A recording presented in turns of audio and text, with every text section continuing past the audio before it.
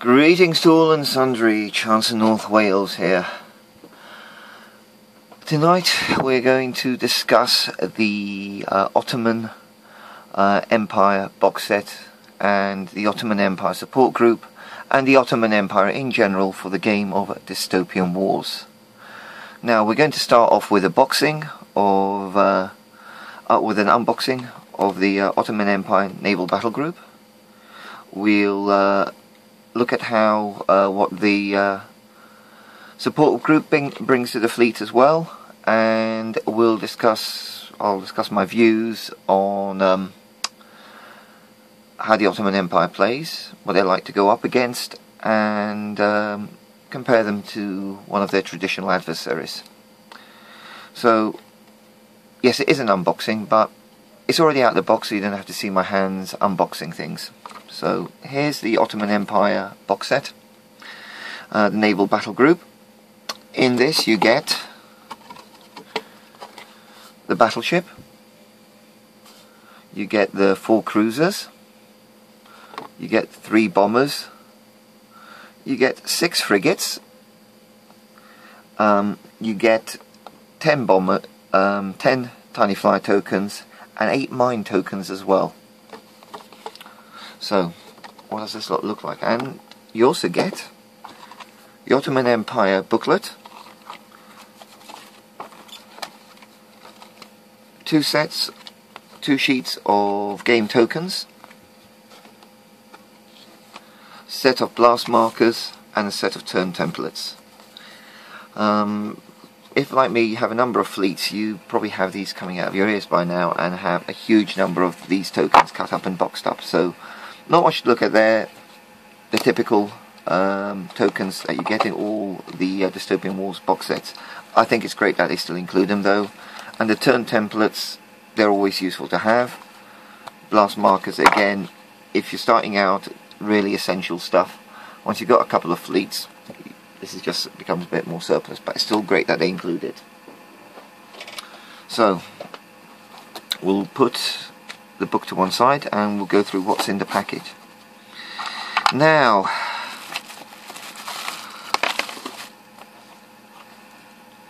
before we begin, I think it's worth discussing something here. Spartan Games do often have a bit of a knack to have what we might describe as packing problems, and I think this was the most interesting one I've seen to date. And it wasn't in a negative sense. Well, I hope not for some other poor chap. I'm going to go start off by looking at the cruiser box set, which is these. And when I was looking at them, I was sort of puzzling. And each cruiser comes basically in 4 resin parts. So 3 resin parts. That's the top, the main hull, and a location for the stand, because it's a surface skimming cruiser. So you would have expected that you would have had 4 of these, 4 of these, and 4 of these. In this case, they included 4 extra of the cruiser upper hulls, over and above what was needed. Spartan, I think, have become a little bit legendary for things like this, with the fabled 10th Russian frigate in the box set, things like that, or the famous 10th Russian frigate in the box set, even though it's marked as 9. So thank you to Spartan. Maybe they have some packing quality control issues to address. These would actually, with a little bit of work, could be used quite nicely as some Ottoman Empire scenics, so they may well get used for that, to create some themed scenery as well. Just build up a bit more of a building down below it, and that could appear in a number of places. So I'll remove these out of the way because they are very much above and beyond what we need to look at. So that bit out of the way, we'll take a look at the rest of the resin. So you have, in the pack, as it stated, the 4 cruisers. As with all of Spartan Games miniatures, and why I end up collecting so many of their fleets. The mould quality is absolutely, utterly gorgeous. You know, you cannot fault these guys for what they produce here. Beautiful, fine resin detail in the resin that paints up very nicely at all levels going around the ship. The locations for the minarets, the broadsides weaponry rather nicely displayed there, and all round a beautifully themed surface skimming cruiser. In the big packet we have the parts for the battleship.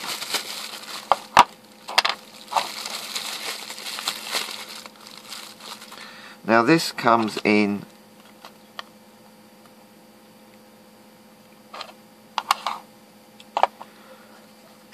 four resin pieces,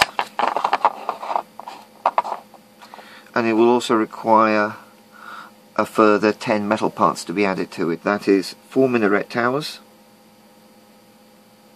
That's alright, I stand corrected. Further 6 metal pieces. So 4 minaret towers locating there, there and there. And the 2 turrets locating there and there. No particular issues with the fit on this thing. This is just a bit of a dry fit so you can see how it goes together. And the stand location going down underneath as well.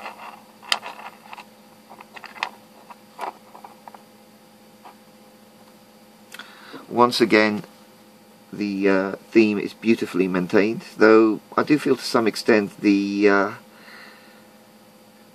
expanse of this deck does seem a little bit bare, but it's the impression being that all the guns are tucked, the famed broadsides are tucked away under the deck. And keeping the theme, the very nice moulding for the drive systems and the broadsides, and a reasonable bit of detail on the underside here, all of which lends itself to washes and dry brushing. One thing I do always like about Spartan is it's not difficult to get good results with fairly basic techniques with their ship, with their models. That they allow for it, they enable it. Large flat expanses can sometimes be tricky and dull, and you see the brush marks.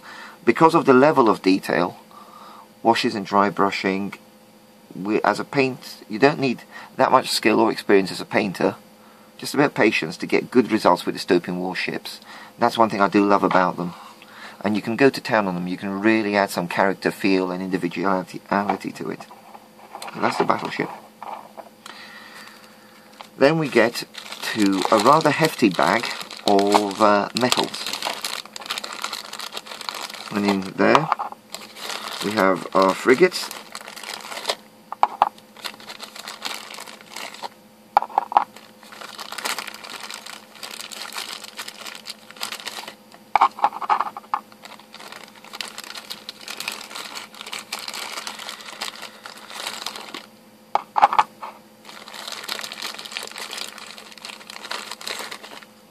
six of them, 3 bombers,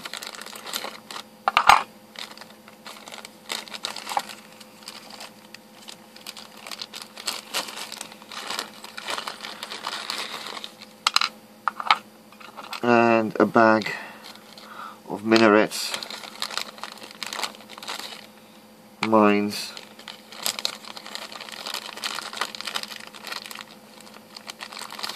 and the battleship's turrets. Now, what can we say about the metals? Well, the casting quality is, as always, in my mind, exceedingly good, even for metal. These do require a bit more cleanup and a little bit more work with flash runner marks than the resin does, but still the quality is excellent. And really, in my mind, it's one of the things that can't be faulted. Yes, I'm a Dystopian Wars fanboy, but again, you can see plenty of detail on the underside here for the frigate's anti-gravity or GNE gravity nullification engines. The broadside detail may be a little bit indistinct, but still there. And the forward gun, the let's remind what type it is.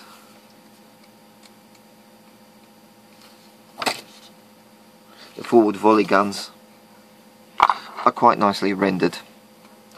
As for the bombers, well, you've got here their mine racks, and quite nicely done. If you look, detail nice and pronounced, with the forward 2 nice intakes indicating like presence of sort of big fan engine, some sort of early late Victorian gas turbine. Again, need a little bit more cleanup. This kind of sprue or overrun or moulding feature does need to be cleaned off, and it's quite present on a lot of them, but you just snip that off, bend that off, and tidy it up with a file. The minarets, and you do get a lot of them in every Ottoman box set. Some of these often need straightening up. You will need to cut off this moulding stub off the base and the flash off the front end, and sometimes they do need to be straightened up a bit. They do very much add to the character, but personally I don't think they're the easiest thing. Probably of all the things I've encountered in Dystopian Wars, these strike me as some of the trickiest to paint, but they still add an awful lot of character to the ships, so certainly have their place. The mines, which are the Ottomans' rather distinctive floating, moving radio control mines, sort of do look like sensors of incense, but are quite characterful and nice little mouldings as well. You then come to 10 tiny flyer tokens. These I like because they're quite chunky, and I think should cut off the base fairly easily for my preferred method of mounting these on pins. So I don't see anything about these. Maybe the fuselage section there is a little bit thin, but there's nothing that's going to make these particularly difficult to slice off the base in my mind, which I will do. Unfortunately, with the Ottomans, you are slicing off an awful lot of tiny flyers if you go for that.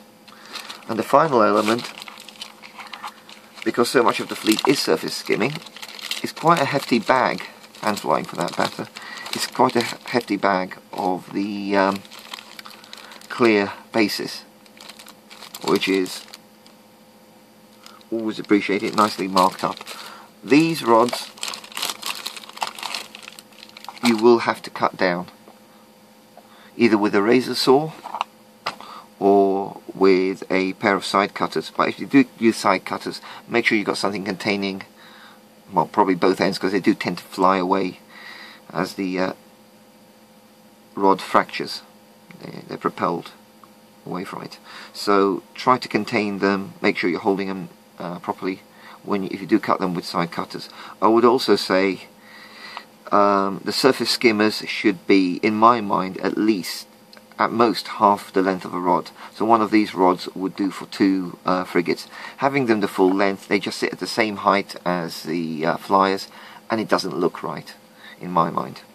So I would say to anybody, I would also say, and if you're a French player as well, because the French have the better gravity nullification engines, have your Ottoman ships sitting a bit lower than you might the French ships, just to indicate that maybe they're to indicate the difference in the drives. So possibly you could get 3 stands out of one of these, and you will be left with an awful lot of surplus rods. But it just doesn't look right if it's done at full height. The final thing there is a set of bases for these. You've got 8 mines, and you have a set of 8 bases for the mines. Yes, these need a little bit of cleanup, as much as anything cleans up with your fingers. I think because they can be used on land or water, how you choose to paint that base, I would probably put a watery base on there, just to give it a bit of character. But I think they're quite nice, and delighted the feel of it. So that's the basic contents of the starter box set. And I will just pop these briefly away, as I don't want bits all over the shop.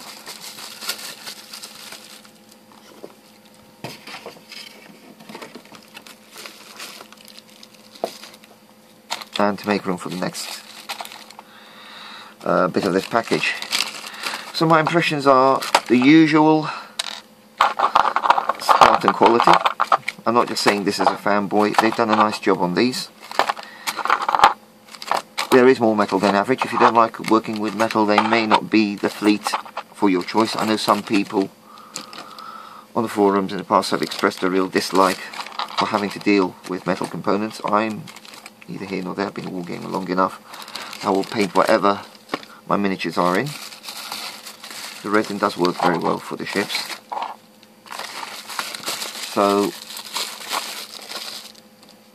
the other element, the other box set, is this, the Ottoman Empire Support Group, and in that you get Dreadnought, 2 armoured cruisers, 4 frigates, 3 bombers, and 11 bases of tiny flyer tokens, plus 4 destroyers. Now, I did buy these in December. My local wargame store didn't have the main box set in stock, so I did just pick up the reinforcements box set, and I also got them painted up in December. Not fully, I mean they're painted fully, but they'll need a few more things before I can put them on the table, namely the flags adding. So this is the Dreadnought, which is actually quite a chunky, decent sized model here. Paints up very nicely, and what I've gone here for is not multiple colours, but try to go for colour graduation. So starting quite dark lower down and getting lighter as it goes up, then a slightly different shade of blue on the superstructure, and then brass, predominantly brass minarets and domes, brass tip minarets highlighted in white and different shades of blue. A lot of use made of washes, and the elements that more look like roofing tiles were done in red, and then the raised ribs on it dry brushed with a metallic. So a lot of dry brushing, fair bit of colour graduation here, using the mix of GW Privateer Press and Vallejo acrylics, and probably, knowing me, some Revel acrylic for the decking, and GW washes and my own washes, and also some Vallejo washes as well. I do mix my paint types. If I like a colour, if I like something from a particular manufacturer, I use it. It's not like all of one or all of another. So the metallics would have been GW, because they do good metallics. So that's the Dreadnought. That's one of the armoured cruisers, keeping in with the same style. What you get with these, I should explain, the 2 turrets, the forward bombards, and very, very extensive broadsides. In this case, the vessel has the forward bombard and a pretty hefty broadside, and also both have tiny flyer launchers. They can't recover them. It's more like a catapult. Puts the tiny flyers up and they cover, and they sort of provide protection. But I suppose when the fuel runs out, they've got nowhere to return to. And how the frigates have turned out, you can see the same basic approach. The graduated blues. The lower hull I've just did in a fairly plain red, probably need some wash and dry brushing. Again, the upper for the roofing, which is then dry brushed in a metallic tone to pick up the ribs, and again dry brushing along the edge just to create the colour variation and a nice graduated look. As you can see, the base is cut very short, which I think feels right for a surface skimming ship. Particularly for the Ottomans, for the simple reason that whereas a French surface skimmer can pass over any size ship, a Ottoman small surface skimmer can only pass over other small ships. The medium class surface skimmer, which is their cruisers, can only pass over small ships and medium class ships. They can only pass over small and medium class ships, whereas the battleship would be able to pass over small, medium and large, but not over large, massive, like the dreadnought. Now here's the destroyer, which I think do look a little bit unusual, with two domes, with the autocannons atop them. Well, with the two raised autocannons and the dome there, so they do seem to sit a bit high in the water. But certainly, I'm used to having destroyers with rockets and the such like. This is quite a nice arrangement. They still have the pack hunter rule, and I think would work out as quite a nice, useful ship. Finally, the bombers. As can be seen here. I went for a bit more white on these to give them a bit more tone. I'm thinking giving them a look more, I suppose, inspired by something a bit sharkish. Not so much with the washes, but a reasonable bit. They do paint up quite nicely. One thing I did do was actually cut off the mine racks just to clean up the wings a little bit. That doesn't mean they can't drop the mines, I just think the wings look a little bit nicer and neater, thinned down like that without the bulky mine racks on them. And these stands are kept at the full base, so you've got the suitable differentiation between skimming and flying. Without that, it just doesn't look right. So,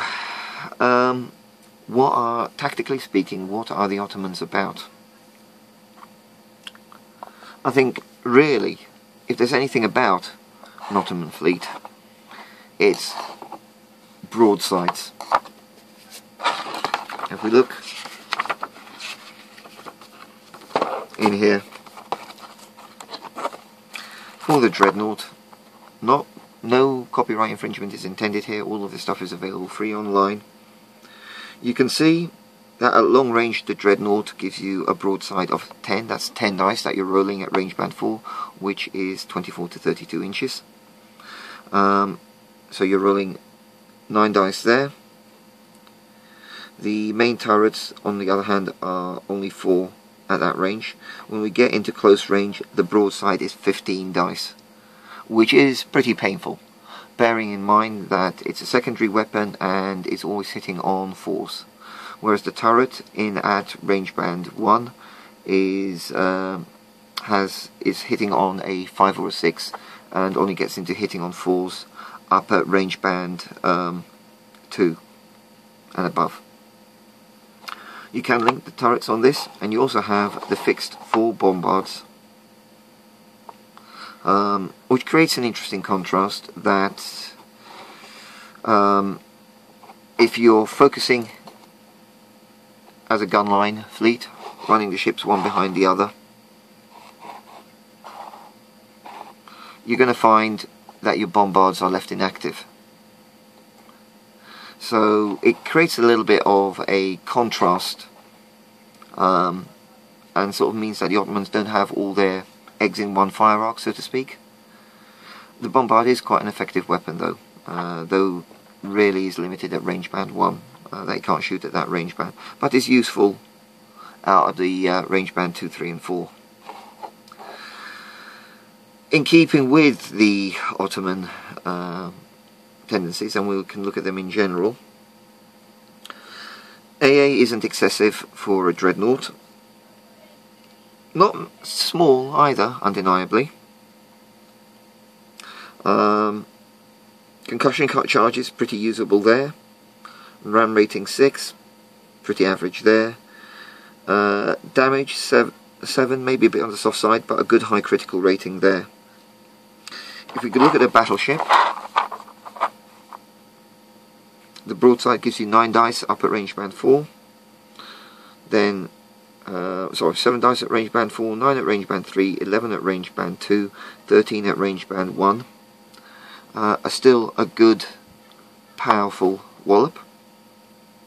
The volley guns 3, 5 and 6, and there are 4 of them on this ship, but you can only link any 2 at any one time. And the main turrets, which are on a par with that of the Dreadnought, but no bombards. The other features are, in all fairness, pretty average, bit soft on the damage rating, bit high on the critical rating, something that was more present with the Japanese. Movement is not bad, you know, a bit above average there.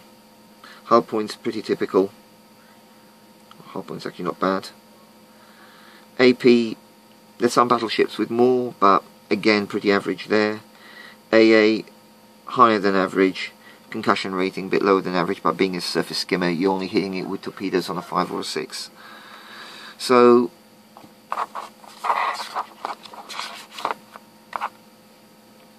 moving on, again, our armoured cruisers, in this case Bombard and the famed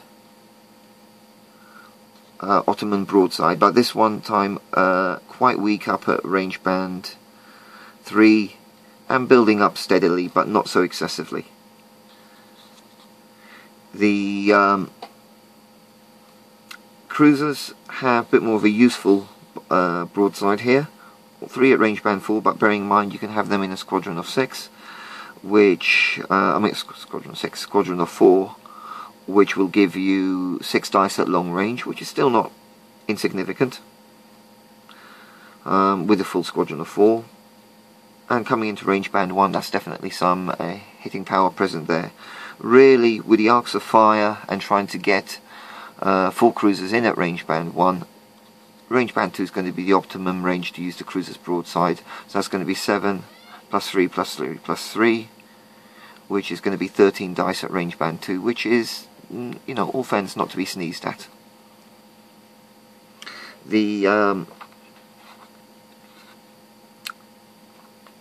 destroyers, as you can see, are the volley guns. Again, not an insignificant bit of hitting power there. AA and AP are pretty typical, as is the concussion. I'd say this actually AP is a bit soft there. And nice quick movement, which is certainly useful. 2 hull points, a fairly typical destroyer. And the frigates very much keep in with the Ottoman theme. Moving along, then we get to, and I mean they're classified as not really a bomber, they're a mine layer. Interesting to note that they have pack hunters and sustained fire ACAC, and which means that even though they have only 2 AA, they're actually surprisingly useful in the aerial mode. So squadron of 4 being with a pack hunter, where you're adding +1 when you're combining rather than halving it, so it's going to be 2, effectively 8 dice on the AA, and you're also getting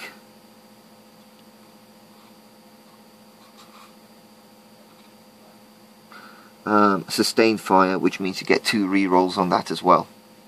I should explain, all the Ottoman ships have sustained fire on their broadsides, which meaning you do get to re-roll some dice that miss. And finally, which I don't have the box set of, is their rather impressive Hussar class mobile airfield. Basically a very heavily armed twin deck aircraft carrier that when it's in the water, those legs would be underwater, so the model is made in split into two pieces, and that comes as a separate box-setted model with an awful lot of tiny flyer tokens, because I believe it does have the largest tiny flyer complement of anything in the game. So that's really looking at the Ottoman fleet, what they're delivering. In terms of generators, they do have the Flatina generator, which either works as the French cloud generator, in other words, after the ship is activated, or at the end of its movement and shooting, it can turn on the cloud generator, the Flatina generator, and use it to either project a circular weather zone out to a specific distance, or work the same as the French cloud generator upon the ship itself, meaning that after it's activated and with the generator running, it requires a 5 and a 6 to hit, as opposed to a 4, 5 or 6 to hit, which I personally think is a useful mode for that. But what's nice about the Ottomans is I think they fall into the category of one of the game's long-range fleets. So that would really put them alongside the Federated States of America, the Covenant of Antarctica. This is a fleet that you can hold back with, put out the pain at long range, and as the enemy closes, they're running into even more and withering fire. Their absence of shield generators, fairly nothing to write home about. Damage rating balances them out quite nicely. They've got reasonable mobility as well. I think they require maybe a bit of thought to use, but I don't strike me as a particularly difficult fleet to use. I haven't used them yet, because to me a fleet is only ready once I've got the tiny flyers off the base and once I put on the flags. Talking of flags, what we have here is the kind of sheet I prepare with the different standards and pennants. This one's also got my Australian stuff on, but that shows the various Ottoman flags and pennants. I'd be cutting off the tops of some of the minarets and putting the pennants on there, and maybe having a mix of flag and pennant on the ship, just to give them that little bit of character, because I like fluttering flags on ships more than anything else. I think it looks right. So putting up them against their traditional foes. Now on Thursday I went up against the Ottomans with my Russians. Yes, there's a couple of the ships.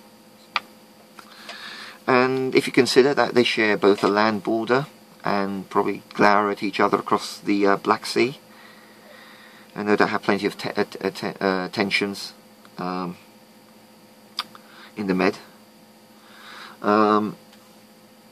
they make two interesting contrasting fleets, and it's very much a case of the Ottomans hold back while the Russians try and close the range and bring their focused forward firing gunnery once they get within range, hoping that their ablative armour holds up. I did find it was, you know, you're almost screaming at your Russian ships to try and move a bit faster, but the Battleship only moving 5 inches and 6 coming up to 7 inches if you roll 5 on a 6 on the Tesla generator to give it a bit more movement, does sort of give you this impression of, you know, get in, desperately trying to close the range, survive the oncoming, survive the storm of fire before you can administer the pain. And I think in that sense it makes these two fleets quite a nicely balanced pair, because when the Russians do come within range, they administer an awful lot of punishment. Are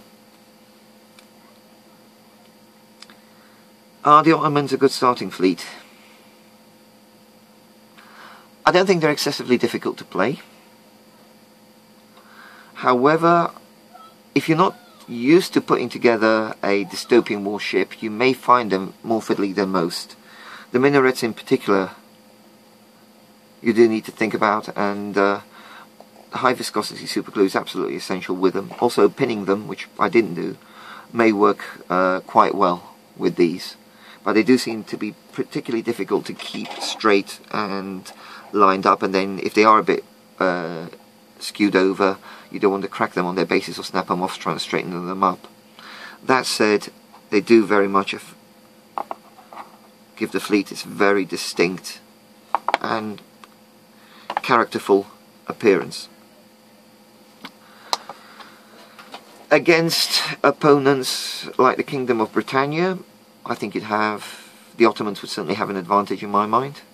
Against the Federated States of America is a good matchup, both fleets being quite long range, and both are able to dish out pain at a fair distance.